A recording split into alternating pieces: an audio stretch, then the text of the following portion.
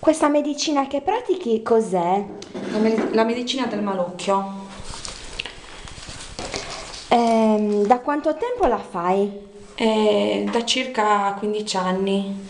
È stata tramandata da una mia cugina.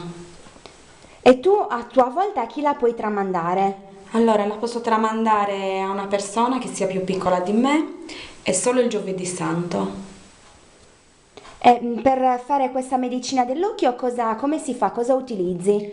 Utilizzo il sale, l'acqua e l'olio, dove recito una preghiera e dico il nome della persona a cui viene fatta.